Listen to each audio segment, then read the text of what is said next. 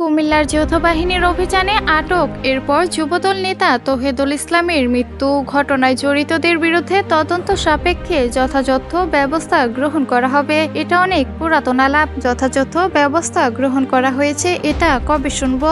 এমন এক কড়া স্ট্যাটাস দিয়েছেন বৈষম্য বিরোধী ছাত্র আন্দোলনের আহ্বায়ক হাসনাত আব্দুল্লাহ। তিনি পোস্টে স্থানীয় সরকার মন্ত্রণালয়ের উপদেষ্টা আসিফ মাহমুদ সজীব ভুঁইয়ার ফেসবুক পোস্ট শেয়ার করে কথা লিখেছেন। উপদেষ্টার ওই পোস্টে লেখা ছিল, কুমিল্লার যৌথ বাহিনীর হেফাজতে সংগঠিত বিচার বহির্ভূত হত্যাকাণ্ডের ঘটনার ইতোমধ্যেই তদন্তের নির্দেশ দিয়েছেন মাননীয় প্রধান উপদেষ্টা। তাৎক্ষণিকভাবে যৌথ বাহিনীর ক্যাম্প কমান্ডারকে প্রত্যাহার করা হয়েছে। জড়িতদের বিরুদ্ধে তদন্ত সাপেক্ষে যথাযথ ব্যবস্থা গ্রহণ করা হবে।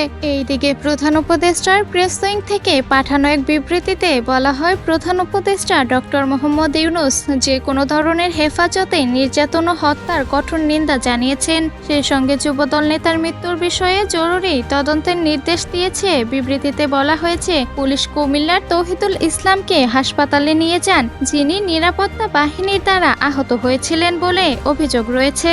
অভিযোগের ভিত্তিতে তাকে বাড়ি থেকে আটক করা হয়। অন্তর্বর্তীকালীন সরকার তার মৃত্যুর বিষয়টি তদন্তের নির্দেশ দিয়েছে।